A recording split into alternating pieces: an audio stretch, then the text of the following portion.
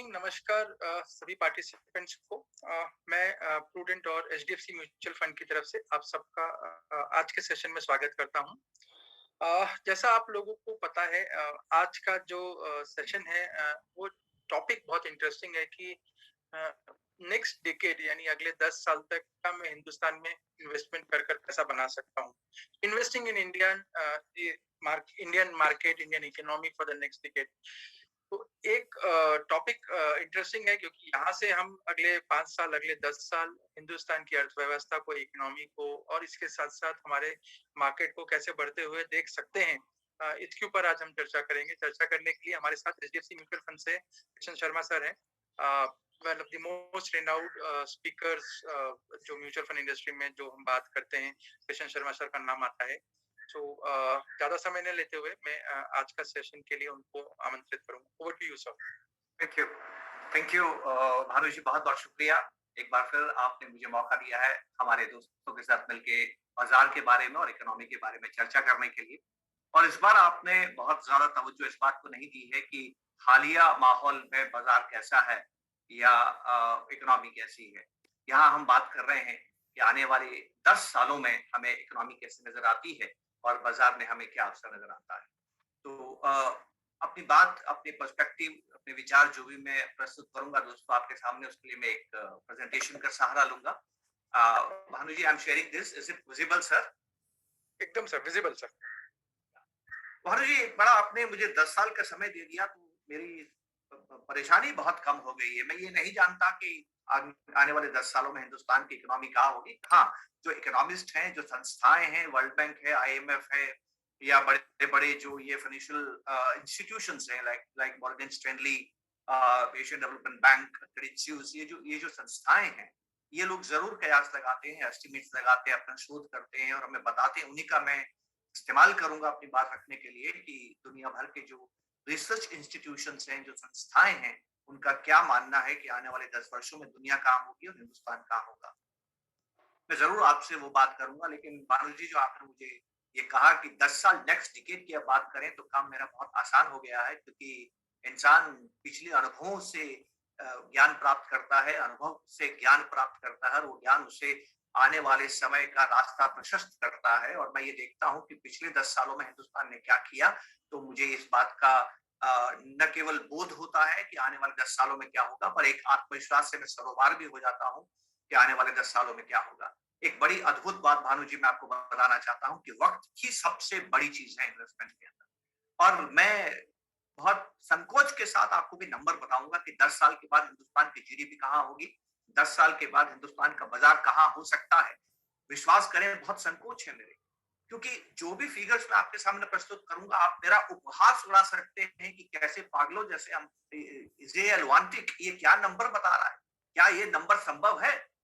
मैं आपको एक छोटी सी अपने परिवार की वार्तालाप जो मेरे परिवार में हुई, अब तो मेरे पिता नहीं है, उनके साथ मेरी 5-7 साल पहले बात हुई थी, वो आपके सामने रखना चाहता हूँ। सन 1961 में मेरे पिताजी ने काम करना शुरू किया दोस्तों, और 1961 में उनको 57 रुपए का 1 तोला सोना मिलता था। तब तोला चलता था, आजकल 10 ग्राम चलता है। 1 तोला मतलब करीब करीब 11, सवा 11 ग्राम, ठीक है। तो मैं उसको 10 ग्राम कर देता हूँ, छोड़िए आप। तो 1 तोला जो सोना था वो 57 रुपए का था, 57 रुपीज 1961। और 2021 के शुरुआत में जनवरी महीने में वो 57,000 था। अगर मेरे पिता को कोई ये बोलता कि आप 1 तोला सोना खरीद लीजिए, ये 57,000 का हो जाएगा, तो क्या मेरे पिता उसके यकीन करते? बिल्कुल नहीं। 57,000 रकम की कल्पना ही मेरे पिता नहीं कर सकते। 100 रुपए तो उनकी तनख्वाह होती थी, 57,000 रुपए हमारे पूरे मोहल्ले में किसी के पास नहीं हुआ करते थे। और मैं जोधपुर का दोस्तों रहने वाला हूँ। जोधपुर के जो महाराजा है, उनका प्रीवी पर्स नहीं था 57,000 रुपए, मतलब 57,000 रुपए उनकी सालाना आमदनी नहीं थी। सालाना आमदनी करीब 12-13 हजार के आसपास, प्रीवी पर्स के आसपास थी। तो महाराजा के पास ही दौलत नहीं हुआ करती थी।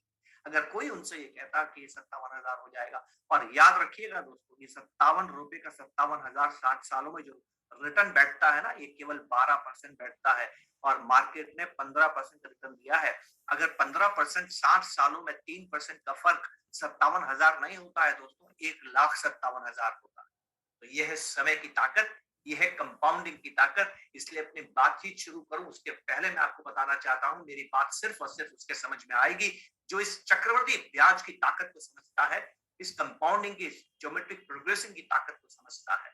दोस्तों, एक छोटी सी बात कहूंगा और फिर मैं अपने विषय पर आता हूं। मेरे मेरे दादाजी ने जब काम करना शुरू किया, यकीन मानिए उनकी पहली तनख्वाह थी 18 रुपए। जब मेरे पिताजी ने काम करना शुरू किया तब उनकी पहली तनख्वाह थी, मैंने अभी आपको बताया, 95 रुपए। और जब मैंने पहली बार काम करना शुरू किया तो मेरी तनख्वाह थी 5,500 रुपए। और मेरा भतीजा जब काम करना शुरू कर रहा है तो उसकी तनख्वाह पिछले से पिछले 2018 में मिली 51,000 रुपए। आप देख सकते हैं कितनी हो गई है। इसको बोलते हैं कंपाउंडिंग। एक और छोटी सी चीज आपको मैं बताना चाहता हूँ। सन 1947 में जब हिंदुस्तान आजाद हुआ था तब हिंदुस्तान की जीडीपी थी $27 बिलियन। 1991 में जब हमने लिबरलाइजेशन किया तब हिंदुस्तान की इकोनॉमी थी $220 बिलियन। और आज हिंदुस्तान की इकोनॉमी है $3,000 बिलियन। और 2030 आते आते ये हो जाएगी $6 ट्रिलियन। $6 ट्रिलियन। क्या मतलब हुआ कि पिछले पूरे 70 सालों में, 75 सालों में जितनी दौलत मेरे दादाजी ने बनाई, जितनी दौलत मेरे पिताजी ने बनाई, जितनी दौलत मैंने आज तक बनाई, 3 पुश्तों का आप काम को जोड़ लें, उससे दुगनी में अगले 9 सालों में बना सकता हूं। यह अवसर हिंदुस्तान मुझे प्रदान करता है। और ये बहुत विस्तार से मैं आपके सामने बात करने वाला हूं। नंबर्स रखने से मैं संकोच करूंगा क्योंकि वो नंबर सुन के, नंबर्स देख के आपको बहुत उड़ा सकते हैं कि ये तो हवा में बातें हो रही हैं। और वो मामूली बातें हैं दोस्तों।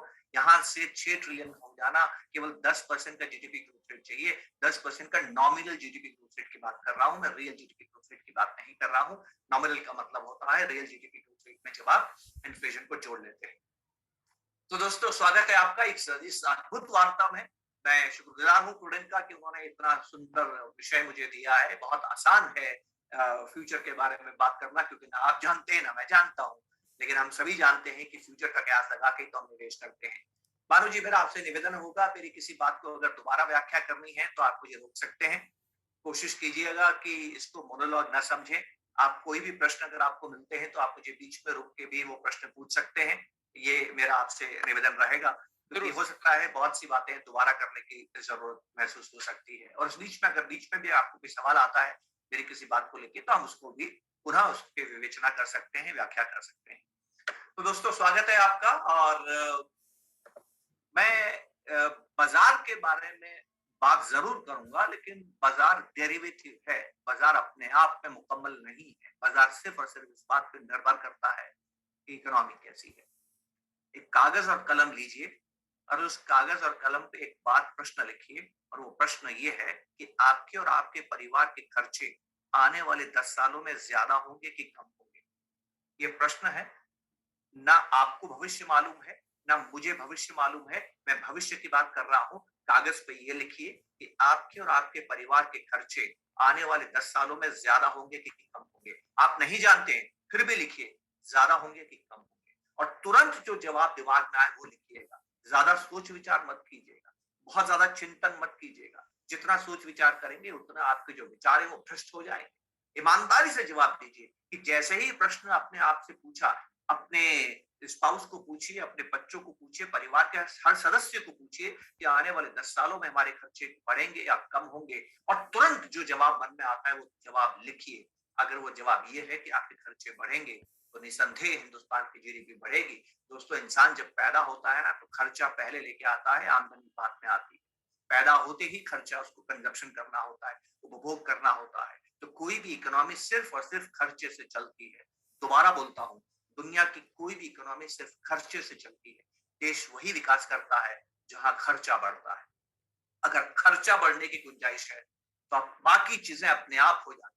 तकनीकी विकास, फैक्ट्री का स्थापन होना, इंफ्रास्ट्रक्चर का बनना, सड़कों का बनना, एयरपोर्ट्स का बनना, ये अपने आप हो जाता है अगर आपके पास में खर्च करने की जरूरत है। और यही सवाल आप किसी यूरोपियन से पूछिए, यही सवाल आप किसी ग्रीस के नागरिक से पूछिए, यही सवाल आप किसी इटली के नागरिक से पूछिए, यही सवाल आप किसी जापान के नागरिक से पूछिए। आप उनका जवाब आपके जवाब से बिल्कुल उल्टा होगा। वहां कोई भी ये नहीं सोच सकता है कि उनके खर्चे बढ़ेंगे। उसका कारण क्या है? उसका कारण ये है कि उनके आधे घरों में युवा नहीं है, आपके घरों में युवा है। और इस पे बहुत विस्तार से दोस्तों मैं आपके साथ बात करने वाला हूँ। इकोनॉमी एक डबल एंट्री सिस्टम है। यहाँ पर जो भी आपकी आमदनी है वो हमेशा दूसरे का खर्चा होती है। खर्चा पहले आता है। तो अगर खर्चा बढ़ने का आपको विश्वास है तो यकीन मानिए कंपनियों के प्रॉफिट्स बढ़ेंगे, और कंपनियों के अगर प्रॉफिट्स बढ़ेंगे तो दोस्तों बाजार बढ़ेगा। ये बहुत सिंपल सा लॉजिक है जो कि मैं आपके सामने रखता हूं। बाकी जो तकनीकी बातें हैं वो हम जरूर विस्तार से करने का प्रयास करें। ये आपके सामने पहली तस्वीर है, इस तस्वीर को आप देखिए। कोविड जो आया है ये हमारे जीवन के इतिहास और भविष्य के इस पूरे कैनवास पे एक मामूली पृष्ठ बन के रह जाएगा। मामूली, हाँ, याद रहेगा हमें जो पृष्ठ हमने देखे हैं, पर उसका बहुत बड़ा दीर्घकालिक प्रभाव नहीं होगा। और एक बात मैं आपसे कहता हूं, बहुत ध्यान से मेरी बात सुनिएगा, और ये बात कहने से पहले मैं आपसे माफी मांग लेता हूं कि मेरी बात अगर नागवार गुजरे, मेरी बात से अगर आपको आपके मन में नाराजगी हो, क्रोध आए, तो मुझे माफ कीजिएगा। जो मैं कहने वाला हूं आपको सुनने में अच्छा नहीं लगेगा। और वो ये है दोस्तों कि जो प्रकृति होती है ना, प्रकृति की गोद में निर्माण और प्रलय दोनों साथ साथ खेलते हैं, और बिना प्रलय के कभी निर्माण नहीं होता है। और इसलिए हिंदुस्तान के सनातनी दर्शन में त्रिदेव का कॉन्सेप्ट है, जहां पर एक रचेता है तो एक प्रबंधन करता है तो एक संहार करता है। दुनिया में जब भी प्रलय होता है वो निर्माण को लेके आता है। और ये जो प्रलय हमारे सामने आया, ये कोविड जो हमारे सामने लेके आया है, कोविड की हर चीज हमारे जीवन को एक तरह से प्रभावित कर गई है। एक जलजला है जो हमें बहुत परेशान कर गया। इतने लोग मृत्यु को प्राप्त हुए, बहुत से लोग अनएम्प्लॉयड हो गए, हम घरों में कैद हो गए। इन सब बुराइयों के बाद भी कोविड कुछ निर्माण का बीज होके गया है। और उस विश्वास में मैं आपसे एक बात कहना चाहता हूं, हिंदुस्तान की इकोनॉमी कोविड से पहले कमजोर थी, हिंदुस्तान की इकोनॉमी कोविड के बाद ज्यादा मजबूत होकर निकलेगी, और ये बाजार इस बात को प्रतिबिंबित करेगा। दोबारा बोलता हूं, कोविड के बाद की इकोनॉमी कोविड के पहले की इकोनॉमी से ज्यादा मजबूत होगी। और ये क्यों होगी, ये कारण मैं आपके सामने बहुत स्पष्टता के साथ, बहुत विस्तार के साथ दोस्तों मैं आपके सामने रखने वाला हूं। पहली चीज तो आप ये देख लीजिए कि पिछले 6-7 साल दुनिया के कैसे निकले हैं। एक ऐसी चीज दुनिया में हुई है जिसकी आप न कल्पना कर सकते हैं ना विश्वास कर सकते हैं, और वो ये है कि दुनिया में जितने भी गवर्नमेंट बॉन्ड्स है, जितने भी गवर्नमेंट, मैं प्राइवेट बॉन्ड्स की बात ही नहीं कर रहा, गवर्नमेंट बॉन्ड्स की बात कर रहा हूं। दुनिया में जितने भी गवर्नमेंट बॉन्ड्स है उसमें 1/4 गवर्नमेंट बॉन्ड्स ऐसे थे 2019-20 के अंदर जो कि नेगेटिव टेरिटरी में थे। इसका मतलब यह है कि वहां पर जो यील्ड थी, बॉन्ड यील्ड थी, वो नेगेटिव थी। अपने हृदय पे हाथ रखिए और ईमानदारी से जवाब दीजिएगा, क्या कभी आपने जीवन में कल्पना की थी कि बॉन्ड यील्ड नेगेटिव हो सकती है, कि जो आदमी आपसे पैसा ले उससे आप पैसा ब्याज ना मांगे? ऐसा कैसे संभव है? पर दुनिया की यही हालात है दोस्तों।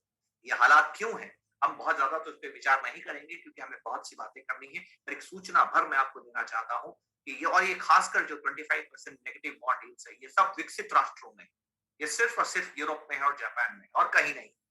राइट।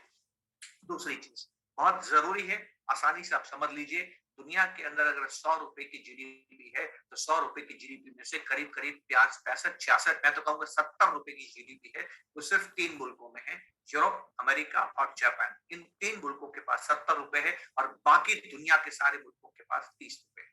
अब इन 70 रुपए वाले मुल्कों में क्या हो रहा है, इन 70 रुपए वाले मुल्कों के अंदर जो कैपिटल है उसकी बहुत ज्यादा इस्तेमाल बढ़ गया है, और लेबर का जो जो लेबर की जो जरूरियात है, लेबर की जो इंपॉर्टेंस है, वो कैपिटल के मुकाबले काफी कमजोर रही है। और जो प्रोडक्टिविटी ग्रोथ आई है वो कैपिटल की तरफ से ज्यादा आई है, लेबर की तरफ से कम आई है। इसलिए वहां पर लेबर की वेजेस ग्रोथ कम हुई है, और जब वेजेस ग्रोथ कम होती है तो इन राष्ट्रों में इन्फ्लेशन कम होता है। दूसरा, इन राष्ट्रों में क्या हुआ, इन राष्ट्रों में बहुत से कारण रहे, मैं फिर से उन कारणों में नहीं जाऊंगा। वहां या तो लड़के लड़की शादी नहीं करते हैं, और शादी करते हैं तो बच्चे की अपेक्षा नहीं करते हैं, आधे लोग जोड़ा नहीं बनाते हैं, और जो लोग जोड़ा बनाते हैं उसमें से आधे बच्चों को नहीं चाहते हैं। तो वहां पर जो एज है वो बढ़ रही है। तो जैसे जैसे आपकी एज बढ़ती है वैसे वैसे आपके खर्चे कम होते हैं, और ये इन्फ्लेशन को कम रखती है। तीसरा चीज, जब आपके पास बच्चे नहीं होते हैं, परिवार बिखर रहा होता है, मेडिकल फैसिलिटीज से आपकी उम्र बढ़ रही होती है, आपके पास नौकरी जल्दी छोड़नी पड़ती है क्योंकि ग्रोथ रेट्स नहीं है, तो लंबे समय तक आपको रिटायरमेंट फंड्स पे जीवित रहना पड़ता है। तो ज्यादातर लोगों ने रिटायरमेंट के लिए सेविंग्स की है, और इस रिटायरमेंट की सेविंग्स का एक मोटा हिस्सा बॉन्ड्स में जाता है, और यही कारण है कि बॉन्ड्स के अंदर इंटरेस्ट रेट्स कम है। लेकिन जैसे जैसे आपकी उम्र बढ़ती है और आप रिटायरमेंट के पैसे को इस्तेमाल करते हैं तो आपका खर्चा भी कम हो जाता है, तो ये इन्फ्लेशन को नीचे रखता है। चौथा कारण क्या रहा कि इन देशों के पास जब पॉपुलेशन ग्रोथ कम हो गई, इनके पास जब बच्चे कम हो गए, तो इनके पास युवा कम हो गए, और जब इनके पास युवा कम हो गए तो काम करने के लिए इसने बाहर के मुल्कों से मजदूरों को अपने यहाँ आने दिया। इसलिए इंग्लैंड में इतने हिंदुस्तानी, बांग्लादेशी, श्रीलंकन्स और फिलीपींस और चाइना के लोग जाते हैं। इसलिए यूएस में इतने लोग काम करने के लिए हिंदुस्तान या बांग्लादेश या साउथ ईस्ट एशियन कंट्रीज से यहाँ पर जाते हैं। यहाँ का जो मजदूर वहां पर काम करने जाता है वो वहां के मजदूरों के मुकाबले कम तनख्वाह में काम करने के लिए तैयार रहता है, और इसलिए भी इन मुल्कों में इन्फ्लेशन कम हो गया। इन 4 बड़े कारणों की वजह से इन्फ्लेशन कम हो गया इन मुल्कों में, और इन्फ्लेशन कम होने की वजह से ये इंटरेस्ट रेट्स भी कम रख पाते हैं। संदेश क्या देना चाहता हूं इन मुल्कों में, ग्रोथ फैक्टर्स नहीं, मेरी बात ध्यान से सुनिएगा, ड्राइवर्स ऑफ ग्रोथ। ग्रोथ कौन लेके आता है? ग्रोथ मतलब खर्चे। मैंने आपसे शुरुआत में बात कह दी, ग्रोथ मतलब खर्चा, और सारी बातें भूल जाइए, कुछ नहीं होता है, सब किताबी बातें हैं। सहज ज्ञान की बात यह है आप खर्चा कितने करने की क्षमता रखते हैं, इच्छा रखते हैं। क्षमता और इच्छा दोनों, विलिंगनेस, कैपेसिटी एंड एबिलिटी, तीनों चीजें, ठीक है ना। तो आप खर्चा कितना कर सकते हैं, ये 3 मोटे चीजों पर निर्भर करता है। आपके देश में महंगाई होनी चाहिए, आपके देश में बढ़ती हुई आबादी होनी चाहिए, आपके देश में प्रोडक्टिविटी बढ़ती रहनी चाहिए। ये 3 स्ट्रक्चरल ड्राइवर्स, जिस देश में ये 3 स्ट्रक्चरल ड्राइवर्स होते हैं उसी देश में जीडीपी ग्रोथ रेट लगातार होती है। और ये तीनों ही स्ट्रक्चरल ड्राइवर्स यूरोप और जापान में नदारद हैं। अमेरिका के अंदर कम से कम प्रोडक्टिविटी ग्रोथ भी है, पॉपुलेशन ग्रोथ मामूली है, इन्फ्लेशन थोड़ा बहुत है। और ऐसा क्यों है? क्योंकि अमेरिका में अब भी दुनिया भर के लोगों को आने दिया जाता है, जो कि जापान, यूरोप में आसानी से आने नहीं दिया जाता है। ठीक है, वो बड़ा महान राष्ट्र है, वो जानता है कि उसको क्या करना चाहिए। तो ये तीनों जो ग्रोथ फैक्टर्स हैं दोस्तों, ये दुनिया के 3 मुल्कों में नहीं है जो 70 रुपया कमाते हैं 100। तो ये देश क्या करते हैं? फिस्कल पॉलिसी का इस्तेमाल करते हैं, मॉनेटरी पॉलिसी का इस्तेमाल करते हैं, पैसे की आपूर्ति को बढ़ाते हैं, ब्याज दरों को, पैसे की कीमत को कम रखते हैं, और वहां पर आर्टिफिशियल डिमांड क्रिएट करने की कोशिश करते हैं। और यही कोशिश उन्होंने 2020 में की है, और इसीलिए हिंदुस्तान को एक बहुत बड़ी शक्ति आने वाले 2-3 सालों में इनकी पॉलिसीज की वजह से मिलने वाली है। और वो पॉलिसीज क्या है, आइए उन्हीं को हम समझने की कोशिश करते हैं। तो ये ग्लोबल सिनेरियो है दोस्तों, देखिए मैंने आपके सामने रखा है, केवल हिंदुस्तान है जहां पर आपको नजर आएगा 1% पॉपुलेशन ग्रोथ है। बाकी तमाम मुल्कों के अंदर पॉपुलेशन ग्रोथ देखिए आप कितनी कम है। ब्राजील के अंदर आप देखिए, सॉरी, आप देखिए, इटली के अंदर आप देखिए, जर्मनी के अंदर आप देखिए, आप जापान के अंदर देखिए, आपको कितनी मामूली सी पॉपुलेशन ग्रोथ मिलेगी। जापान में तो आपको नेगेटिव पॉपुलेशन ग्रोथ मिलेगी, इसका मतलब वो डिक्लाइनिंग सोसाइटी है, वहां पर आबादी कम हो रही है। अब ये चीजें, ये 4 या 5 स्लाइड्स मैंने बहुत जल्दी से आपको क्यों दिखाई? आपको सिर्फ और सिर्फ इसलिए दिखाई ताकि आप दुनिया के हालात समझ लें, और इस बात से आपको संदेश देना चाहता हूं कि दुनिया के राष्ट्रों की निर्भरता हिंदुस्तान पे आने वाले समय में होने वाली है। ये बात बहुत जरूरी है, क्योंकि इनके पास पैसा है और हमें पैसा चाहिए पूंजी के रूप में। ठीक है, अब हम हिंदुस्तान की बात करते हैं। ये जो भी आपसे मैं कहने वाला हूँ, ये मैं नहीं कह रहा हूँ, ये गोरा कह रहा है। गोरे की बात पे तो आप विश्वास कर सकते हैं। ये इंटरनेशनल मॉनेटरी फंड का कयास है, इंटरनेशनल मॉनेटरी फंड का ये एस्टिमेट है, जो ये कहता है कि इस वक्त दुनिया के अंदर अगर 100 रुपए की जीडीपी है, पीपीपी कॉन्सेप्ट पे, purchasing power parity, exchange rate parity नहीं, 2 तरह से जीडीपी को हम कंपेयर करते हैं। एक हम कंपेयर करते हैं एक्सचेंज रेट क्या है, दूसरा हम कंपेयर करते हैं कि परचेजिंग पावर क्या है। मतलब ये है कि जैसे यूएस और इंडिया, यूएस का जो डॉलर है वो 75 रुपए देकर मिलता है, ये एक्सचेंज रेट है। और यूएस में $2 की कॉफी मिलती है, हिंदुस्तान में 20 रुपए की कॉफी मिलती है। तो 20 रुपए का मतलब ये हुआ $0.25। तो हिंदुस्तान के अंदर $0.25 में कॉफी मिलती है, यूएस में $2 में कॉफी मिलती है। तो जब हम इसको पैरिटी में लेके आते हैं तो इसको परचेजिंग पावर पैरिटी कहते हैं। परचेजिंग पावर पैरिटी के हिसाब से दुनिया के अंदर जो हिंदुस्तान की जीडीपी की जो शेयर है दैट इज 7%, और 2026 आते आते इट विल बी 8.4%। क्या मतलब हुआ? हिंदुस्तान की बहुत खूबसूरत बात है, बहुत ध्यान से मेरी बात समझिएगा, क्योंकि आपका ये बताएगा कि बाजार कहां जाने वाला है। आईएमएफ का ये कहना है, आईएमएफ का ये मानना है कि अगले 5 सालों में हिंदुस्तान का जो जीडीपी का शेयर है दुनिया में बढ़ रहा है। तो शेयर तो 100% ही रहता है ना। तो 100% में अगर आप 7% से 8.4% हो रहे हैं, 1.4 का हिस्सा ले रहे हैं, ये समझिए जीडीपी ग्रोथ बढ़ना बड़ी बात नहीं है दोस्तों। बड़ी बात यह है कि आपका ग्रोथ हो रही है और किसी दूसरे की डीग्रोथ हो रही है, वो ज्यादा जरूरी चीज है। रिलेटिव कॉन्सेप्ट बड़ा जबरदस्त चीज है। एब्सोल्यूट कभी भी बाजार एब्सोल्यूट से प्रभावित नहीं होता है, और जो जो बिजनेसमैन होता है वो हमेशा उस राष्ट्र की तरफ आकर्षित होता है जिस राष्ट्र की हिस्सेदारी बिजनेस में बढ़ रही है। तो जो सबसे खूबसूरत बात जो मैं आपको देना चाहता हूँ ये है कि आने वाले 5 सालों में हिंदुस्तान का जो दुनिया के जीडीपी में शेयर है वो ज्यादा तेजी से बढ़ने वाला है मुकाबले दूसरे राष्ट्रों से। एक इससे ज्यादा खूबसूरत खबर मैं आपको देना चाहता हूँ। आईएमएफ का ये मानना है कि जैसे ही ये हिंदुस्तान की जीडीपी का शेयर 7% से बढ़ के 8.4% हुआ अगले 5 सालों के अंदर, अगले 5 सालों के अंदर हिंदुस्तान की जो पर कैपिटा इनकम है जो अभी $2000 अभी $2000 के आसपास है, वो $3000 हो जाएगी। $3000 होने का मतलब क्या है ये भी मैं आपको बता देता हूँ, तो ध्यान से मेरी बात सुनिएगा।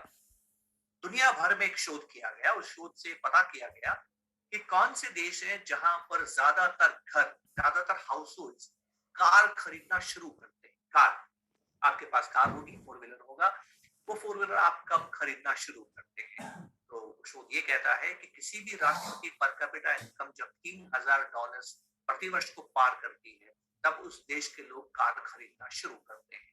मतलब ये है कि हिंदुस्तान में अभी लोगों ने कारें खरीदना शुरू ही नहीं किया है और अभी से ही हमारी सड़कें छोटी पड़ने लगी। दोस्तों अगले 5 साल में हिंदुस्तान उस लेवल को छू लेगा जहां पर आपके आस पड़ोस में जितने भी लोगों को आप जानते हैं, जितने भी लोग आपके परिचित हैं, वो पॉवर्टी लाइन से नीचे वाले लोग आपके परिचित नहीं होते हैं, वो आपके संपर्क में ही नहीं आते हैं, जो कि सरकार से अन्न कोविड के समय दान में ले रहे थे, वो तो आपके साथ संपर्क में नहीं आते। पर जो भी व्यक्ति आपके संपर्क में आता है, चाहे वो आपके घर में प्लम्बर भी क्यों ना हो, चाहे वो आपके घर का इलेक्ट्रिशियन ही क्यों ना हो, 5 साल में क्षमता को प्राप्त करेगा कि वो एंट्री लेवल की कार खरीदने की क्षमता रखेगा। अब कल्पना करें, हिंदुस्तान के अंदर कार खरीदना एस्पिरेशन माना जाता है और हर व्यक्ति अगर इस तरह से कार खरीदेगा तो सड़कों शहरों का हालात क्या होगा और सरकार को किस तरह की सड़कें, किस तरह के शहर बनाने होंगे ताकि हर व्यक्ति अपने पास कार रख सके। इसके बारे में थोड़ा गौर कीजिए और आपको बात थोड़ी सी समझ में आएगी। राइट, बड़ा इंटरेस्टिंग है ये, इस पे आप चाहें तो गूगल पे देख सकते हैं। हिंदुस्तान की जीडीपी जब $3000 पार कर जाएगी तो एक बहुत बड़ी खबर। एक तीसरी बात कहता हूं और यह बिहेवियरल शिफ्ट, इसको मैं बोलूंगा सिग्निफिकेंट शिफ्ट। पिछले 10 सालों में हिंदुस्तान का प्रारब्ध बदल गया, हिंदुस्तान का आने वाला भाग्य बदल गया और हिंदुस्तान का व्यवहार बदल गया। ये हिंदुस्तान, मेरे पिता जो हमेशा मुझे कहते थे बेटा बचत करो, खर्चा उतना ही करो जितनी तुम्हारे पास चादर है, उतना ही पांव पसारिए जितनी आपके पास चादर है। इस पे नया हिंदुस्तानी बच्चा शायद यकीन नहीं करता है और नया हिंदुस्तानी बच्चा बेहतर जीवन जीना चाहता है और बेहतर जीवन जीने के लिए उधार लेके भी खर्च करने के लिए वो तत्पर है, उधार लेके खर्च करने के लिए वो तैयार है। तो हिंदुस्तान की जो सेविंग्स है वो धीरे धीरे कम हो रही है, हिंदुस्तान का खर्चा बढ़ रहा है, पर सेविंग्स कम होके भी इतनी कम नहीं हो रही है कि वो चिंता की बात हो। लेकिन खूबसूरत बात यह है कि हिंदुस्तान के अंदर खर्चा बढ़ रहा है और मैंने आपसे शुरुआत में क्या बात कही थी, खर्चा बढ़ना बहुत जरूरी है क्योंकि एक का खर्चा ही दूसरे की आमदनी है। अच्छी बात ये नहीं है कि हिंदुस्तान में खर्चा बढ़ रहा है, अच्छी बात ये भी है दोस्तों लोग उधार लेके खर्च कर रहे हैं।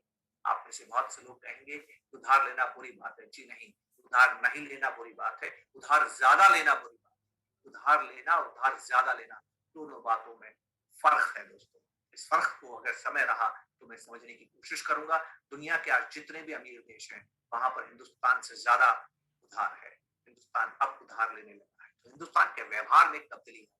तो ये बहुत बड़ा परिवर्तन आपने पिछले 10 सालों में देखा है और पिछले 7 सालों में एक इससे भी बड़ा परिवर्तन, व्यवहारिक परिवर्तन आपने देखा है। और इस व्यवहारिक परिवर्तन को आप देखिएगा, बड़ा ही जबरदस्त है और इसके दूरगामी प्रभाव न केवल हिंदुस्तान पे होंगे पर बाजारों में भी होंगे, हिंदुस्तान की जीडीपी ग्रोथ पे भी होंगे। ये क्या है दोस्तों, ये है हमारी सेविंग्स, फिजिकल सेविंग्स कम हो गई। जब मैं छोटा था मेरे समय से मैंने क्या देखा है कि जो फिजिकल एसेट्स में, या ग्रीन बार आप देखिए, ग्रीन कॉलम आप देखिए, हिंदुस्तानी हमेशा जमीन जायदाद के अंदर ज्यादा निवेश करता है, सोने में ज्यादा निवेश करता है और हिंदुस्तानी की पिछले कुछ वर्षों में सोने और जमीन जायदाद में निवेश करने की जो इच्छा है वो कम हो रही है और फाइनेंशियल निवेश की इच्छा बढ़ रही है। तो जो सेविंग्स कम हो रही है ना दोस्तों, सेविंग्स जो कम हो रही है, ये नुकसान फिजिकल एसेट्स को पहुंचा रही है, ये नुकसान फाइनेंशियल एसेट्स को नहीं पहुंचा रही है। हिंदुस्तान में फाइनेंशियल एसेट्स की सेविंग्स बढ़ रही है और ये बेहद खूबसूरत बात है अगर आप में से कोई भी इकोनॉमिक समझता है दोस्तों, क्योंकि पैसे का चलन ही इकोनॉमी है। पैसे का संचालन, जो पैसा, लक्ष्मी चंचला, आपने सुना होगा, ये कहावत सुनी होगी, लक्ष्मी वो जो चंचल होती है, जो बंद हो जाए, जो कैद हो जाए, सोने में लक्ष्मी कैद हो जाती है, वो देश के विकास में बाधा डालती है। लेकिन आपके द्वारा फाइनेंशियल एसेट पर रखा गया पैसा चलन होता है, सर्कुलेट होता है, विचलन में आता है, और जब वो परिचालन में आता है तब जाके हिंदुस्तान में पूंजी का निर्माण करता है। तो आप देख रहे होंगे कि एक तरफ लोग उधार लेने, और ये उधार क्यों ले पा रहे हैं, जो उधार बढ़ रहा है, ये उधार क्यों बढ़ रहा है? क्योंकि बैंकों के पास पैसा है देने के लिए। बैंकों के पास पैसा देने के लिए क्यों है? क्योंकि आप फिजिकल सेविंग्स ना करके फाइनेंशियल सेविंग्स कर रहे हैं। बहुत मामूली बात है ये, लेकिन इसका सबसे बड़ा प्रभाव इकोनॉमी पे होता है। मैं इस एक चीज पे, इस एक परिवर्तन पे आपसे 3 घंटे बात कर सकता हूं, लेकिन मेरे को बहुत सी बातें करनी है, तो मैं सिर्फ संदेश देके आपको यहाँ पर छोड़ता हूँ कि हिंदुस्तान में फिजिकल सेविंग्स कम होकर फाइनेंशियल सेविंग्स बढ़ रही है। उसकी वजह से लोगों को उधार देने और लेने की क्षमता बढ़ रही है, इस बात को समझ लीजिए। और इसी चीज ने हिंदुस्तान के अंदर जो वेलोसिटी ऑफ मनी है, सर्कुलेशन ऑफ मनी को बढ़ाया है। तीसरा व्यवहारिक पक्ष में आपको बताना चाहता हूं, जो सरकार ने अपनी तरफ से तय किया है पिछले 3 सालों का बहुत बड़ा योगदान हिंदुस्तान के बाजारों में होने वाला है, और ये है कि ईपीएफओ का पैसा, रिटायरमेंट का पैसा बाजारों में आने लगा है।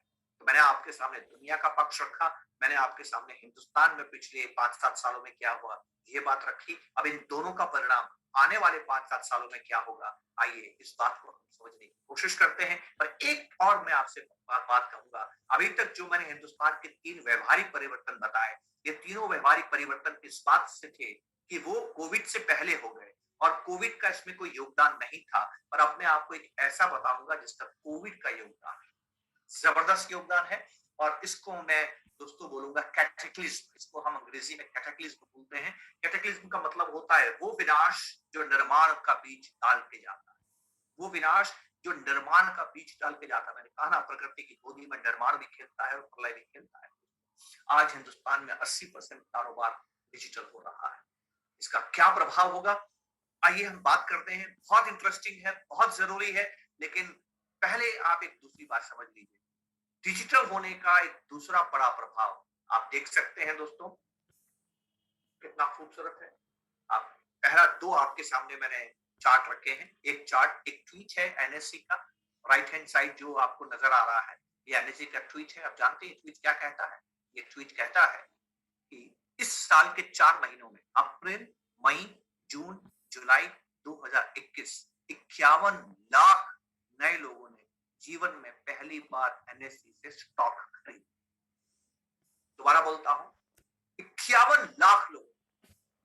पिछले साल 2020 में ये 20 लाख थे, और कोविड से पहले 8 लाख लोग।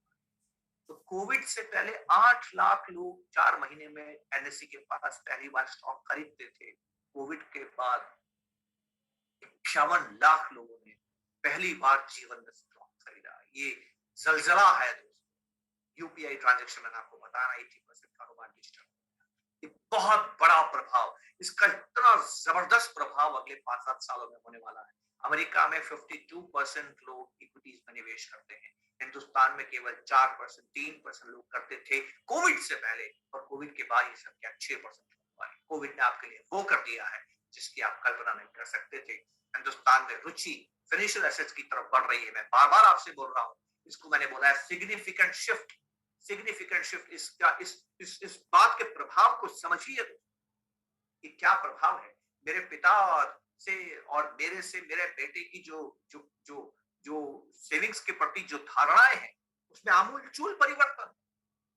राइट, वो बिल्कुल भी आकर्षित नहीं हो रहा है जमीन जायदाद या सोने की तरफ, वो आकर्षित हो रहा है फाइनेंशियल एसेट्स की तरफ। और फाइनेंशियल एसेट्स जितने ज्यादा फाइनेंशियल एसेट्स में निवेश करेंगे, बैंक उतने सुदृढ़ होंगे, और उतना ज्यादा पैसा परिचालन में आएगा, और उतना ज्यादा हिंदुस्तान में पूंजी का निर्माण होगा। और दूसरी तरफ आप देख सकते हैं कितने डीमेट अकाउंट खुले हैं पिछले 1 साल के अंदर। सन 19-20 के अंदर, 20-21 के अंदर, कोविड वाले साल में 1.42 करोड़ लोगों ने, 1.42 करोड़, 140 लाख लोगों ने डीमेट अकाउंट खोले। 2011 में केवल 3 लाख लोग डीमेट अकाउंट खोलते, 3 कहाँ 3 लाख लोग और कहाँ 140 लाख। ये हिंदुस्तान में एक बड़ा परिवर्तन है दोस्तों, जो कि हमें पिछले कुछ सालों में नजर आया और कोविड के दौरान नजर आया। कोविड के दौरान एक परिवर्तन और हुआ 2020 के अंदर, जो मैं आपको बताना चाहता हूं। जबरदस्त परिवर्तन है हिंदुस्तान के अंदर, और इससे इसका सबसे बड़ा प्रभाव हिंदुस्तान पर पड़ने वाला है, और वो ये है, आजाद हिंदुस्तान के इतिहास में दोस्तों पहली बार आबादी का आधा हिस्सा वर्किंग पॉपुलेशन है। आबादी का आधा हिस्सा वर्किंग पॉपुलेशन। चलिए मैं आपका एग्जांपल दे देता हूं, मेरे ही परिवार से एग्जांपल देता हूं, वहीं से मैंने बातचीत शुरू की थी। 1961 में जब मेरे पिता ने काम करना शुरू किया, उस वक्त मेरे दादाजी नौकरी छोड़ चुके थे, उनका काम जा चुका था, उनके पास पेंशन नहीं थी, पेंशन का कॉन्सेप्ट नहीं था, वो दरबार में काम करते थे, उनकी कोई पेंशन नहीं थी। वो मेरे पिता पे निर्भर थे, मेरे पिता की माता उनके ऊपर निर्भर थी, और उनके 4 छोटे-छोटे भाई बहन उनके ऊपर निर्भर थे। 7 लोगों का परिवार था और एक व्यक्ति कमाता। जब मैं 1994 में कमाने लगा 1994 के अंदर, तो मेरे पिता भी कमा रहे थे, मैं भी कमा रहा था, और उसके बाद में मेरे पिता को पेंशन मिलती रही, वो ताउम्र कमाते रहे। फिर जब मैंने शादी की तो मेरी वाइफ कमा रही थी, मेरी माता हाउसवाइफ थी, पर मेरी वाइफ जो है वो वर्किंग वुमेन थी। और आज हमारे घर के अंदर हम लोग 7 लोग हैं, 7 में से 5 लोग कमा रहे हैं। आप विश्वास कर सकते हैं इस बात पे, right? And this is what friends you need to understand. This is called dependency ratio. देश वही विकास करता है जहां डिपेंडेंसी रेशियो कम होता है, और उस देश के अंदर ग्रोथ रेट्स कम होनी शुरू हो जाती है जहां डिपेंडेंसी रेशियो बढ़ जाता है। तो पिछले कुछ सालों में यूरोप में डिपेंडेंसी रेशियो कम हो रहा था, हिंदुस्तान में ज्यादा था। अब आने वाले समय में हिंदुस्तान में डिपेंडेंसी रेशियो कम हो रहा है, यूरोप में बढ़ रहा है। ये बहुत बड़ा परिवर्तन है दोस्तों, इस परिवर्तन को समझने की कोशिश करें। एक और मैं आपको बात बताना चाहता हूँ कि जब 50% से ज्यादा वर्किंग पॉपुलेशन हो जाती है, और जिस देश में वर्किंग पॉपुलेशन बढ़ती जाती है, उस देश की सरकार पे अद्भुत दबाव पड़ता है, क्योंकि हर साल कॉलेज से नए बच्चे निकल के आते हैं और उनको नौकरी की तलब होती है। अगर सरकारें उनको नौकरी नहीं दे पाएगी तो अनट्रस्ट हो जाएगा। इसलिए सरकार इस तरह की नीतियां बनाती है कि नौकरियों का निर्माण हो, और इसमें मैं बहुत विस्तार से आपसे बात करने वाला हूं, ताकि आपको आने वाले 10 साल अच्छी तरह से दोस्तों समझ में आए। ध्यान से आप देखिएगा दोस्तों, कोविड का दौर है, और कोविड का दौर क्या हमारे देश में परिवर्तन लेके आया है, और क्यों मैंने आपसे कहा कि हिंदुस्तान की जो इकोनॉमी है post Covid is much stronger than the economy, Indian economy pre Covid, जो आपके सामने है। अब देखिए, ये हमारी धारणा गलत है कि कोविड की वजह से हिंदुस्तान की जीडीपी ग्रोथ रेट कम हुई। यहाँ पर आगे जो भी मैं आपसे बात करूंगा, इस बात को करने से पहले एक बात आपसे कहना चाहता हूँ, और वो बात सदा सदा के लिए आप जब भी इकोनॉमी और मार्केट को देखते हैं तो अंकित हो जानी चाहिए, और वो ये है, economies moves in cycles, economies are never singular, right? Inflation हो, इंटरेस्ट रेट्स हो, इकोनॉमी हो, मार्केट्स हो, they always moves in cycles, right? और इस साइकिल्स को टर्न होने को हम बॉटम आउट और पीक आउट कहते हैं। पीक आउट का मतलब होता है कि ऊंचाइयां जो हम छू रहे थे अब खत्म हो गई है, अब हम नीचे की तरफ जाएंगे। और बॉटम आउट का मतलब है कि अब जो नीचे जा रहे थे, साइकिल जो नीचे जा रही थी वो खत्म हो गई है, यहाँ से साइकिल टर्न होगी और यहाँ से साइकिल ऊपर की तरफ जाएगी। तो आप देखिए कि बहुत से लोगों का मानना है कि कोविड की वजह से हिंदुस्तान के अंदर इकोनॉमी धाराशायी हुई।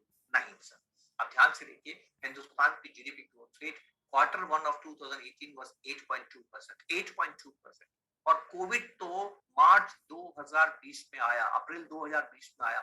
उसके पहले जनवरी, फरवरी, मार्च 2020 की जो तिमाही थी, उसमें हिंदुस्तान की जो जीडीपी ग्रोथ रेट है फ्रेंड्स, दैट इज 3.09%। तो 8% से 3%, ऑलमोस्ट 60-65% फॉल तो आपका कोविड से पहले ही हो गया।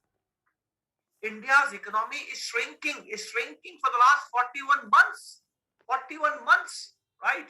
कोविड से पहले। अब अच्छी खबर आपको देता हूं, इट इज बॉटम्ड आउट। हमारी इकोनॉमी जो पिछले 41 महीने से लगातार नीचे आ रही थी, पिछले तिमाही से अब इसने बढ़ना शुरू किया, साइकिल हैज चेंज। अब मैं आपको ये भी बताऊंगा ये साइकिल क्यों बदली। साइकिल बदलने में कोविड का सबसे बड़ा योगदान है दोस्तों, निसंकोच में आपसे बात है, क्योंकि जब धीरे धीरे जीडीपी ग्रोथ रेट कम होती है, सरकार आसानी से स्वीकार नहीं करती। सरकार के पास आंकड़े तो आते हैं, पर सरकार आसानी से स्वीकार नहीं करती है और जब यकायक जीडीपी ग्रोथ रेट कम होती है तब सरकार स्वीकार करती है, और जैसे ही आप बीमारी को स्वीकार करते हैं तभी तो दवाई शुरू करते हैं। और यही हिंदुस्तान की इकोनॉमी में 2020 में हुआ है। और क्योंकि इकोनॉमी साइकिल्स में चलती है, तो जो साइकिल पिछले 5-7 सालों से 10 सालों से खराब चल रही थी, वो साइकिल अब बेहतरी की तरफ गई है। और कैसे गई है, ये अगर हमारी बात समझ में आ गई तो आसानी से हम समझ जाएंगे कि ये बाजार जो आज 50, 54, 55 हजार के आसपास है, ये कैसा बाजार है और आने वाले समय में दोस्तों कैसा रहने वाला है। ध्यान से देखिएगा, हिंदुस्तान की जीडीपी ग्रोथ रेट लगातार कम क्यों हो रही थी। बहुत जल्दी से मैं आगे बढ़ूंगा क्योंकि हमें बहुत सी बातें करनी है। मैं आपको सिर्फ बताता जाऊंगा क्या हुआ है, क्यों हुआ है, वो हम बात नहीं करेंगे। जहां जरूरी हुआ मैं जरूर आपसे बात करूंगा। अब ये हिंदुस्तान की जीडीपी ग्रोथ रेट लगातार कम क्यों हो रही थी? ये हिंदुस्तान की जीडीपी ग्रोथ रेट लगातार कम इसलिए हो रही थी कि हिंदुस्तान में इन्वेस्टमेंट्स कम हो रहे थे। जो इन्वेस्टमेंट 37% थे 2011 के अंदर, वो 2020 आते आते 28% ऑफ जीडीपी रहा। अब सवाल उठता है कि हिंदुस्तान में इन्वेस्टमेंट्स कम क्यों हो रही है? इन्वेस्टमेंट्स वो इन्वेस्टमेंट नहीं है जो हम लोग इन्वेस्टमेंट्स करते हैं। वो इन्वेस्टमेंट है जो व्यापारी उद्योगों में लगाता है, कृषि एग्रीकल्चर में लगाता है, जो सरकार इंफ्रास्ट्रक्चर के निर्माण में लगाती है। ये वो इसको कैपिटल, जिसको आप कैपिटल बोलते हैं, इसको आम भाषा में इन्वेस्टमेंट बोलते हैं, पर इकोनॉमिक्स में इसको बोलते हैं कैपिटल फॉर्मेशन। वो पैसा जो कि देश में उत्पादन क्षमता को बढ़ाता है, जो कि देश में रोजगार को बढ़ाता है, उसको उसको कैपिटल बोलते हैं और कैपिटल फॉर्मेशन बोलते हैं। तो हिंदुस्तान का जो कैपिटल फॉर्मेशन है पिछले 10 सालों से लगातार कम हो रहा था। और ये तो आप आसानी से समझ सकते हैं कि जिस भी देश में कैपिटल फॉर्मेशन कम होगा, धीरे धीरे उस देश की इकोनॉमी की जीडीपी ग्रोथ रेट कम होती जाएगी। जीडीपी ग्रोथ रेट बढ़ने की पहली शर्त है कि उस देश में कैपिटल फॉर्मेशन बढ़े। अभी कैपिटल फॉर्मेशन कौन करता है? कैपिटल लगाने वाला व्यक्ति कौन होता है? पूंजी लगाने वाला व्यक्ति कौन होता है? व्यापारी होता है, उद्योगपति होता है, कृषक होता है, कारोबारी होता है। ये कारोबारी, व्यापारी, किसान, उद्योगपति ये पैसा क्यों लगाता है? ये पैसा इसलिए लगाता है कि अपने श्रम से और अपने व्यापार से, अपने कारोबार से वो मुनाफा कमाना चाहता है। तो दोस्तों क्या हो रहा था 2011 के बाद? इनके मुनाफे की हिस्सेदारी कम हो रही। माफी चाहता हूँ, क्यों हो रही थी उस पर विस्तार से नहीं बात कर पाऊंगा, लेकिन इनके मुनाफे की हिस्सेदारी कम हो रही थी। और जब इनके मुनाफे की हिस्सेदारी कम हुई तो जाहिर है कि इन्होंने निवेश करना कम कर दिया। इसका प्रमाण क्या है? इसका प्रमाण ये है कि बैंकों के साथ पिछले 10 सालों से जो बैंक इंडस्ट्री को उधार देता है, बैंक जो इंडस्ट्री को क्रेडिट देते हैं, वो लगातार कम होता चला गया। और तो जब आपने बैंकों से पैसा कम लिया, जब आपने निवेश कम किया, जब आपने कैपिटल फॉर्मेशन कम किया, जब आपने उत्पादन क्षमता को नहीं बढ़ाया, तो जाहिर है रोजगार नहीं बढ़ेगा। जब रोजगार नहीं बढ़ेगा तो आमदनी नहीं बढ़ेगी। जब आमदनी नहीं बढ़ेगी तो आपके खर्चे नहीं बढ़ेंगे। खर्चे नहीं बढ़ेंगे तो कंपनी के मुनाफे नहीं बढ़ेंगे, और कंपनी तो मुनाफे नहीं बढ़ेंगे तो कैपिटल फॉर्मेशन नहीं करेंगे। और जब वो कैपिटल फॉर्मेशन नहीं करेंगे तो जीडीपी ग्रोथ रेट कम हो जाएगी। और ये इतना धीरे धीरे हो रहा था कि हम में से कोई इसको स्वीकार नहीं कर रहा था। तो क्या किया कोविड? ये बात समझते हैं। कोविड ने देखिए दोस्तों ये किया, बहुत ही इंटरेस्टिंग है, बहुत मजेदार है। इस बात को आसानी से आप समझेंगे। जिस देश की में बेरोजगारी 2017 से लगातार, 2017 में जो बेरोजगारी थी वो 3.4% के आसपास थी, ये बढ़ के 8.9% के आसपास हो गई 2019 में। 2019 में 2018-19 कितने खतरनाक, क्या आपको याद दिलाओ? कितने डिफॉल्ट हुए थे? कोऑपरेटिव बैंक का डिफॉल्ट हुए थे, बड़ी संस्थाओं का डिफॉल्ट हुआ था, आईएलएफ का डिफॉल्ट हुआ था, हाउसिंग लोन कंपनीज का डिफॉल्ट हुआ था, बड़े बड़े कॉर्पोरेट्स का डिफॉल्ट हुआ था। आपको याद है बैंकों के एनपीएस बढ़े थे, बैंकों ने उधार देना बंद कर दिया था।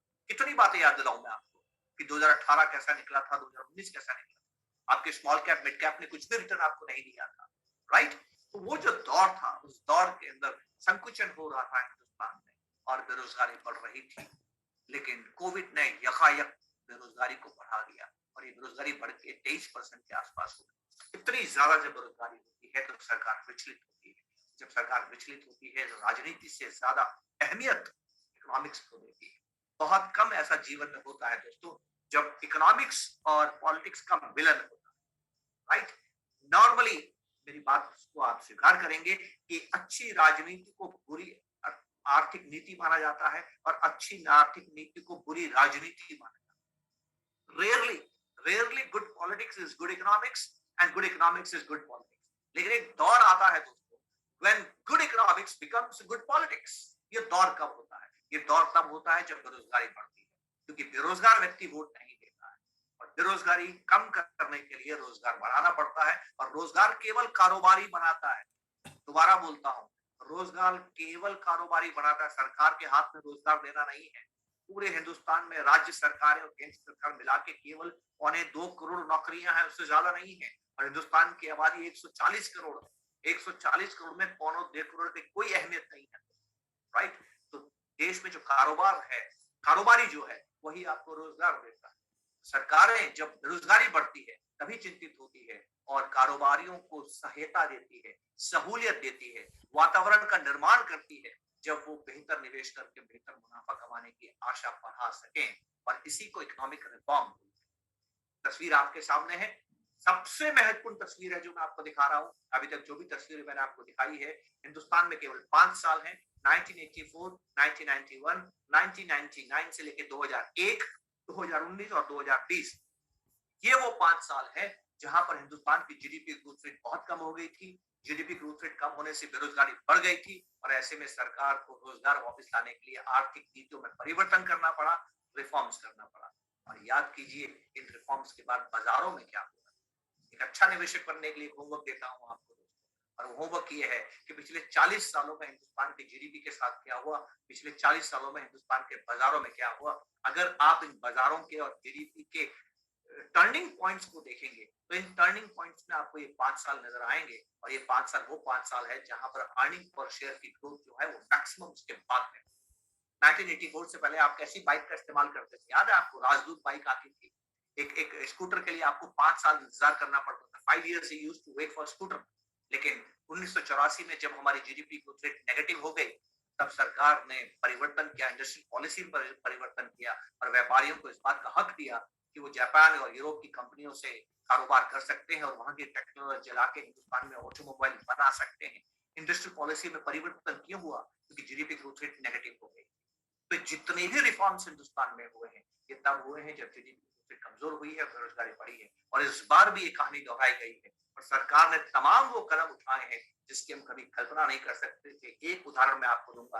प्राइवेटाइजेशन शब्द का इस्तेमाल हिंदुस्तान की सरकारों ने आज तक नहीं किया आजादी के बाद, लेकिन कोविड ने उनको हिम्मत दी शब्द का इस्तेमाल करने के लिए और सरकार ने ये हिम्मत पैदा की कि वो सरकारी संस्थाओं को बेच के प्राइवेटाइज करना चाहती है।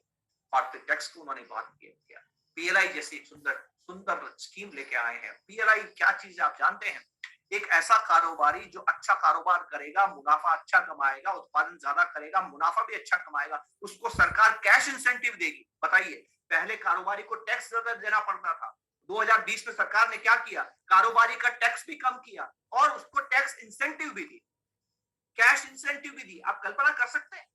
आज कारोबारी का जो टैक्स है, कारोबार का जो टैक्स है, कॉर्पोरेट टैक्स जो है, उस कॉर्पोरेट में काम करने वाले मजदूर के टैक्स से कम है। Can you believe it?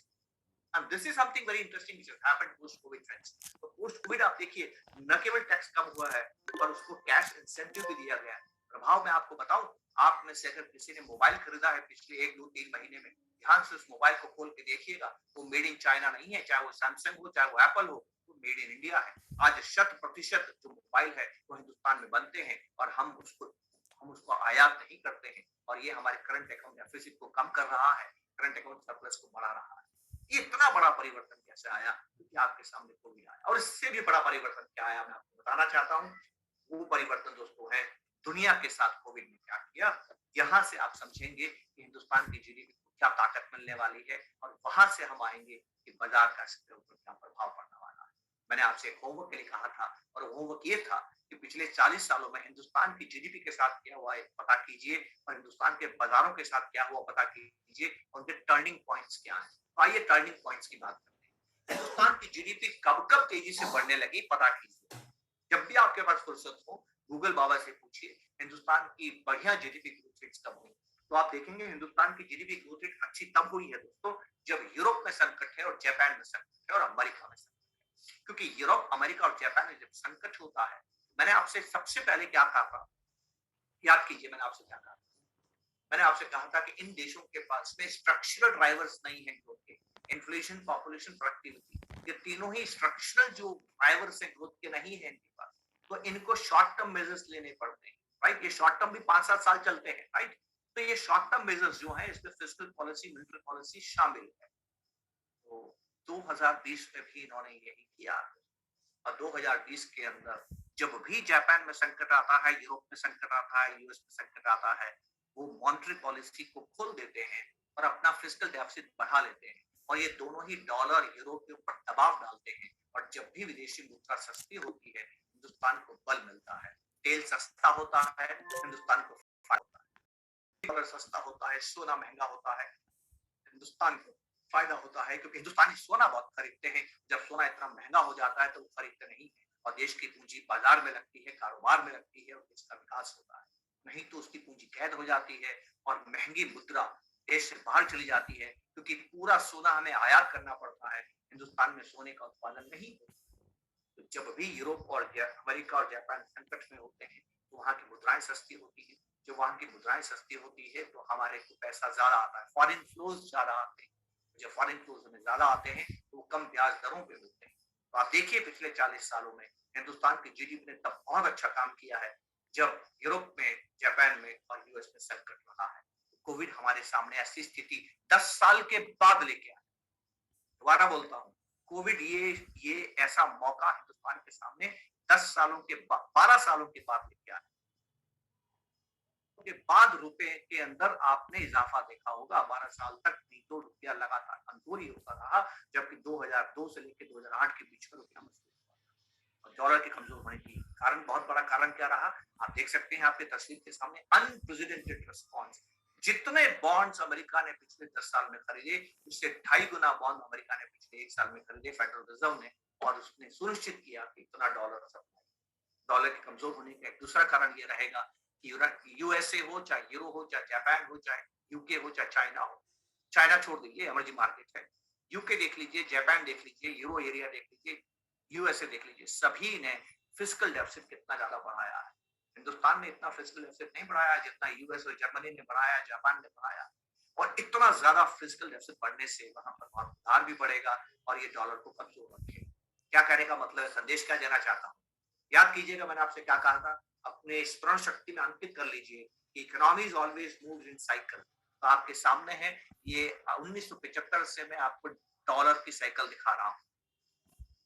2010 के बाद से आप कर्सर अगर देख पा रहे हो, 2010 के बाद डॉलर अप मूव में था। ये डॉलर की अप साइकिल, यहां से अब डॉलर की डाउन साइकिल शुरू होगी, क्योंकि डॉलर को बहुत ज्यादा सप्लाई किया गया है, डेफिसिट बहुत बढ़ाया गया है और डॉलर का कमजोर होना। आपके सामने तस्वीर है, मैं आपको दिखा रहा हूं।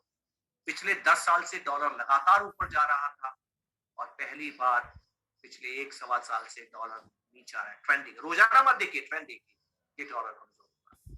डॉलर का कमजोर होना इमर्जिंग मार्केट्स के लिए गोल्डन विकेट लेके आएगा। करीब करीब सभी इकोनॉमिस्ट लोगों का ये मानना है, ट्रेड बैलेंसेस इमर्जिंग मार्केट्स के हक में होने वाले, और जैसे जैसे ट्रेड बैलेंसेस इनके हक में होते जाएंगे वैसे वैसे डॉलर पे दबाव बना रहेगा। और आप देख सकते हैं इमर्जिंग मार्केट करेंसी और डॉलर करेंसी का इनवर्स रिलेशनशिप है। जब डॉलर कमजोर होता है तो इमर्जिंग मार्केट की करेंसी मजबूत होती है, और जब इमर्जिंग मार्केट की करेंसी मजबूत होती है, ये वो दौर होता है जब उनके बाजारों में विदेशी पैसा ज्यादा आता है। इसीलिए दोस्तों 2020 में हिंदुस्तान के अंदर सर्वाधिक पैसा एफपीआई से आ रहा है। मैं आपको आंकड़ा बता दूं, बहुत खूबसूरत आंकड़ा, ध्यान से मेरी आंकड़ा सुनिएगा। 1993 से हिंदुस्तान में एफआईआई निवेश कर रहे हैं, राइट, और अभी तक उन्होंने 10.5 लाख करोड़ रुपया निवेश कर दिया है। इस 10.5 लाख करोड़ में से 2,70,000 करोड़ केवल पिछले साल में आया, केवल पिछले साल में आया, क्योंकि पिछले 10 साल में पहली बार साइकिल टर्न की है, समझने की कोशिश की है, राइट। तो next decade appears for the decade of emerging markets। और एक आखिरी बात जो मैं आपको बताना चाहता हूँ, सबसे खूबसूरत बात जो व्यक्तिगत तौर पे मुझे महसूस होती है, वो ये है कि चाइना और हम एक जैसे थे सन 1990 के आसपास। उनकी और हमारी पर कैपिटा इनकम एक जैसी थी, और उसके बाद चाइना ने सरपट भागना शुरू किया। उसने एक ऐसी नीति अपनाई जिसकी वजह से दुनिया की फैक्ट्री बन गया। दुनिया भर के कारोबारियों ने जाके चीन में निवेश किया और वहां पर वस्तुओं का निर्माण करना शुरू किया। तो चाइना दुनिया की फैक्ट्री बन गया और हिंदुस्तान इस संघर्ष में बहुत पीछे छूट गया। तो 2020 में दोस्तों क्या हुआ? 2020 में कोविड आया और ऐसी धारणा है कि ये कोविड चीन से आया, राइट। और ये कोविड का जो पहला प्रहार था वो यूरोप में, और यूरोप में त्राहिमाम। आप जानते हैं इटली की हालत क्या हुई। जर्मनी की हालत क्या हो। तो इस बात से यूरोपियन बहुत परेशान थे कि बीमारी चीन से आई। और आप जानते हो ज्यादा परेशान तब हुए जब उस बीमारी से लड़ने के लिए जो दवाइयां चाहिए, उस बीमारी से लड़ने के लिए हॉस्पिटल में जो साजो सामान चाहिए, जो इक्विपमेंट्स चाहिए, जो इंजेक्शन चाहिए, जो कोविड से बचने के लिए मास्क चाहिए, दस्ताने चाहिए, ये सब चीन में निर्मित होते थे और चीन से आते थे। ये बात बहुत उनको नागवार गुजरी। एक तो बीमारी हमने चीन से मोल ली और बीमारी का सामना करने के लिए जो साजो सामान है वो भी हमें चीन को पैसे देके चीन से आयात करने पड़ते हैं। और उन्होंने प्रण लिया कि हम आने वाले समय में चीन पर अपनी निर्भरता को कम करेंगे और इस नीति को बोलते हैं China plus one policy. Japan ने तो ऐसे कारोबारियों को जो चीन से अपना कारोबार निकाल के अन्यत्र लेके जाएंगे, उनको कैश इंसेंटिव भी देने की घोषणा की। वैसे में क्या हो रहा है आप जानते हैं, बहुत से लोग अब चाइना में निवेश को कम कर रहे हैं और दूसरे राष्ट्रों में जा रहे हैं। हिंदुस्तान ने इस मौके का फायदा उठाया है, टैक्सेशन को कम किया है, कैश इंसेंटिव की घोषणा की है, कानूनों के अंदर एक तरह से कानून जो कड़े कानून थे उनको थोड़ा शिथिल किया है। एक लोच कानूनों के अंदर हम लचक लेके आए हैं और जिसकी वजह से जो कारोबार हमारा ज्यादा आ रहा है वो हिंदुस्तान की तरफ आकर्षित हो रहा है। और ये बहुत बड़ा प्रभाव है जो मैं आपको आपके सामने देख सकते हैं। 2019 के अंदर 2019 के अंदर कितना चीन की हिस्सेदारी थी और कितने हिंदुस्तान की हिस्सेदारी थी दुनिया के इन्वेस्टमेंट्स में, और 2020 में क्या हुआ। 2020 के अंदर चीन की जो जो हिस्सेदारी है उसमें -21% का फॉल आया और हिंदुस्तान की जो हिस्सेदारी है वो 58% से बढ़ गई। ये एक बहुत बड़ा प्रभाव दोस्तों कोविड लेके आया। अभी तक जो बातें मैंने आपके सामने की है इसका प्रभाव अब मार्केट्स पे क्या होगा, जल्दी से मैं आपके साथ बात कर लूं, उसके बाद मैं अपनी बात को विराम दूंगा और आपके जो प्रश्न है तो उन पे बात करने की विस्तार से कोशिश करूंगा। पहली चीज तो आप ये देख लीजिए, आप में से बहुत से लोगों का मानना है, पहली चीज तो फोरकास्टिंग, राइट। और इस फोरकास्टिंग में सहारा मैंने मॉर्गन स्टैनली का भी लिया है और दूसरे लोगों का भी लिया है। ध्यान से मेरी बात समझिएगा, बहुत इंटरेस्टिंग बात है। हिंदुस्तान की जीडीपी 1993 में जब हमने विदेशियों को न्योता दिया हिंदुस्तान के बाजारों में निवेश करने के लिए, उस वक्त $260 बिलियन। आज हिंदुस्तान की जीडीपी $2900 बिलियन के आसपास है। मतलब ये है कि हिंदुस्तान की इकोनॉमी में 11 गुना की ग्रोथ हुई है पिछले 27 सालों में। 11 गुना की ग्रोथ हुई है पिछले 27 सालों में। और 27 साल पहले हिंदुस्तान के बाजारों का जो वैल्यू थी, उसका मार्केट कैप बोलते हैं, वो $90 बिलियन थी। आज $2870 बिलियन है 2020 खत्म होते होते। तो 27 सालों में जो बाजार है वो 30 गुना बढ़ गया। ये इंटरेस्टिंग बात है जो आपको याद रखनी कि बाजार में जो बढ़त है वो इकोनॉमी की बढ़त से ज्यादा होती है। आप समझ लीजिए, तो अगर हिंदुस्तान की जीडीपी जो $3 ट्रिलियन है वो अगर 2026 आते आते $5 ट्रिलियन होती है और 2029-30 आते आते $6.5 ट्रिलियन की इकोनॉमी हो जाती है, तो सोचिए बाजार कहां जाएगा। पास्ट को समझ के ही तो फ्यूचर हमारी समझ में आता है। और मजेदार बात, अब ज्यादा मजेदार बात सुनिए, जैसे जैसे देश विकास करता है ना, ये रेशियो बेहतर होता है, ये रेशियो बेहतर होता है। आप देखिए हिंदुस्तान का market cap to GDP ratio 32% था और अब ये 98%। विकसित राष्ट्र में क्या होता है मैं आपको बताता हूं, और यहां से आप लिंक कीजिएगा। लिंक किए बिना बात समझ में नहीं आएगी कि बाजार कहां जा सकता है। मैं आंकड़े नहीं बताऊंगा, आंकड़े बताऊंगा तो आप मेरा उपहास उड़ाएंगे, लेकिन मैं आपको समीकरण बताऊंगा, समीकरण दूंगा, मैं इक्वेशन दूंगा कि बाजार कहां जा सकता है। आप देखिए जैसे जैसे देश विकास करता है ना, ये जो रेशियो है ना ये बेटर होता जाता है, क्योंकि जैसे जैसे विकास होता है नई कंपनियां लिस्ट होती जाती है, नई कंपनियां लिस्ट होती जाती है, नई नई कंपनियां लिस्ट, कितने आईपीओ आ रहे हैं। जब नया कारोबार बाजार में लिस्ट होता है तो बाजार का विस्तार होता है, तो जब बाजार का विस्तार होता है तो बाजार का जो रेशियो है जीडीपी के सामने उसमें सुधार होता चला जाता है। तो हिंदुस्तान का market cap to GDP ratio जो 32% था वो आज 98%। यूएस में कितना है जानते हैं? 200%। और हमेशा केवल 2008 में, क्योंकि बहुत ज्यादा गिर गया था अमेरिका। क्यों गिर गया था? क्योंकि बैंक फेल हो गए थे, लेमन ब्रदर्स फेल। 20 सालों में हमेशा अमेरिका